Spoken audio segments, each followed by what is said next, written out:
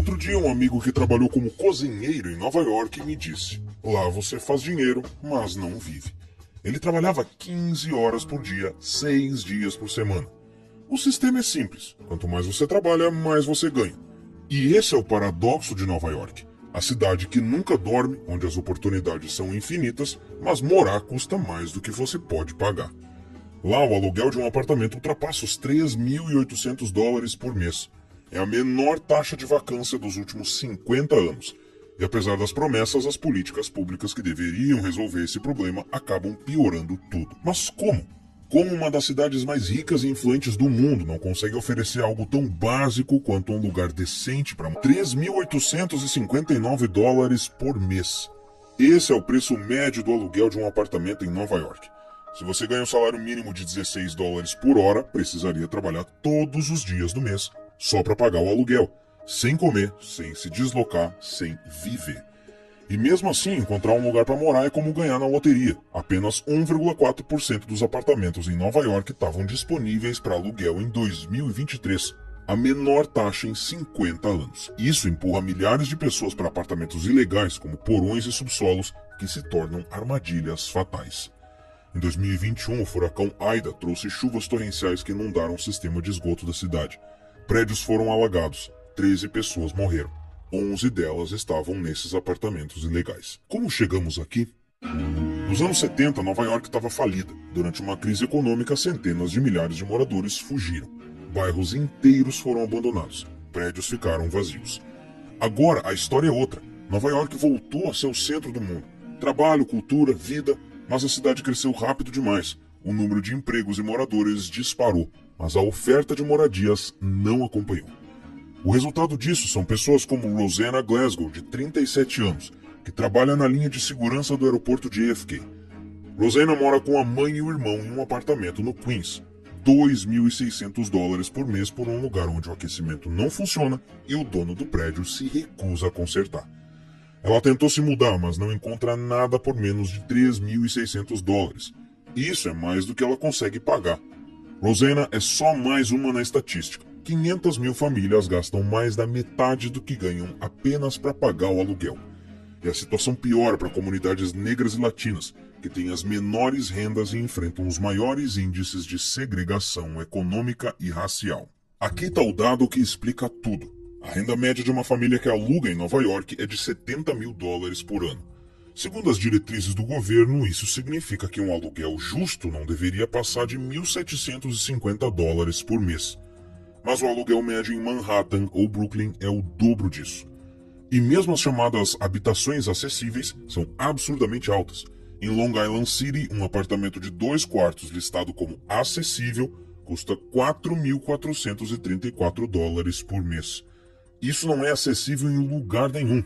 Isso é mais da metade da renda anual de uma família típica. E aqui entra outro fator crucial, que é o impacto da gentrificação. Bairros como Williamsburg, no Brooklyn, já foram refúgios para artistas e trabalhadores. Hoje eles são vitrines de luxo, cafés caros, condomínios de vidro e aluguéis exorbitantes. As comunidades locais simplesmente desapareceram. O presidente do distrito de Manhattan, Mark Levine, resumiu a crise. Os aluguéis estão expulsando os trabalhadores que fazem essa cidade funcionar. Professores, enfermeiros, artistas. A próxima geração de nova-iorquinos está indo embora porque simplesmente não consegue pagar para viver aqui. E isso não afeta só quem ganha pouco. Mesmo profissionais que ganham $100 mil por ano estão presos em quartos compartilhados até os 30 anos. Trabalhando muito, pagando tudo, vivendo pouco. Nova York está cada vez mais fora do alcance. A pergunta é, o problema da cidade é só o custo da moradia ou tem algo a mais nessa história? Julho e agosto transformam a cidade em um forno gigante. O calor vem acompanhado de uma umidade que gruda na pele e torna as ruas quase intransitáveis. Em bairros mais pobres, onde o concreto e o asfalto dominam a paisagem, a temperatura sobe ainda mais. É o efeito ilha de calor. Prédios e ruas retêm o calor do sol durante o dia e devolvem tudo à noite, como um forno sem descanso. Para os moradores mais vulneráveis, não ter ar-condicionado pode ser fatal, literalmente. Todos os anos, 350 pessoas morrem em Nova York por causa do calor extremo. São em sua maioria idosos e famílias de baixa renda, aqueles que não conseguem pagar por ar-condicionado ou mesmo a conta de energia no fim do mês. Qual a solução proposta? Mais uma lei. Essa obriga os proprietários a garantir temperaturas internas abaixo de 25,5 graus Celsius. Parece simples e justo, mas aqui entra o problema. Quem paga a conta?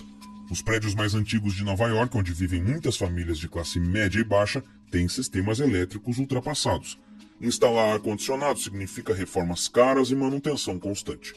E os proprietários deixaram claro, esse custo vai cair no colo dos inquilinos na forma de aluguéis ainda mais altos.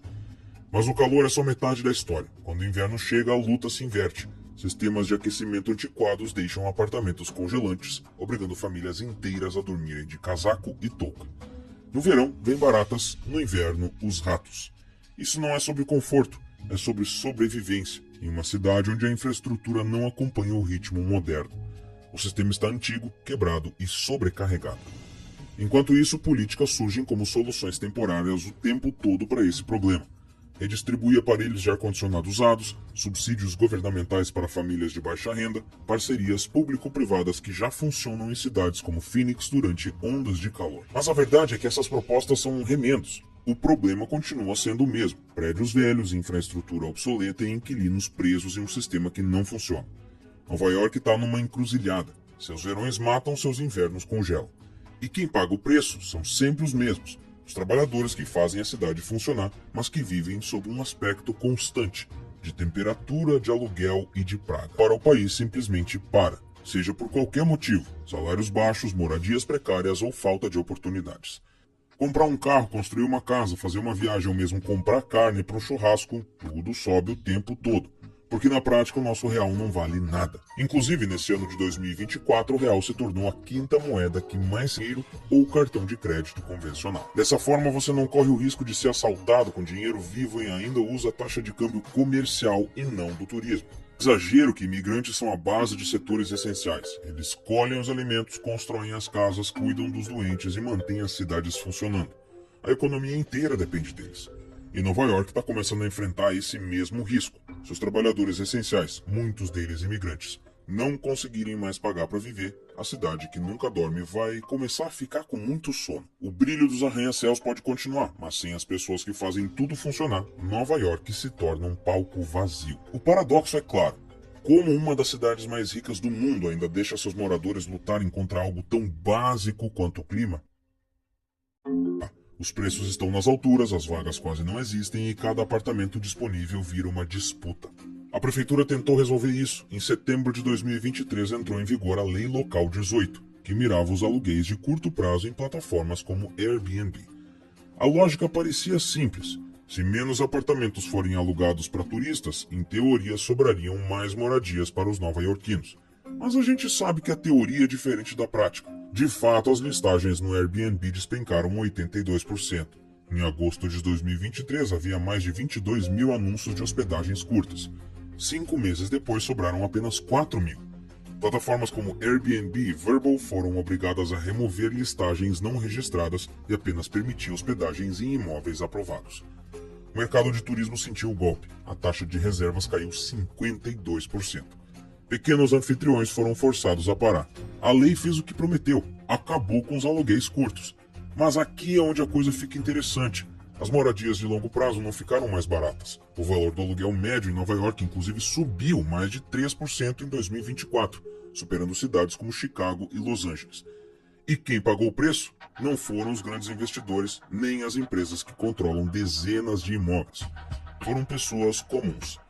Nem todo mundo que aluga um espaço em Nova York é um grande investidor tirando moradias do mercado. Muitos são pequenos proprietários, como aqueles que alugam metade da própria casa para conseguir uma renda extra. Só que agora isso ficou praticamente impossível. Embora a lei ainda permita esse tipo de aluguel na teoria, os requisitos rígidos acabam dificultando as operações. Para esses moradores, a casa onde vivem é sua única propriedade. Não há um portfólio de imóveis ou lucro milionário. É apenas uma tentativa de equilibrar as contas. Mas, com a nova lei, até essa opção desapareceu. Para fazer parte é necessário estar em um edifício aprovado, com um limite de 2 hóspedes e a presença obrigatória do anfitrião. Só que a medida projetada para combater a escassez de moradias acessíveis está sendo questionada. A lei foi criada para atingir grandes empresas que controlam várias localidades, mas acaba respingando nos pequenos anfitriões que dependem da renda extra para sobreviver. A Lei Local 18 atacou o sintoma, mas não a causa, porque o problema nunca foi o Airbnb. O problema é que Nova York não tem moradias suficientes.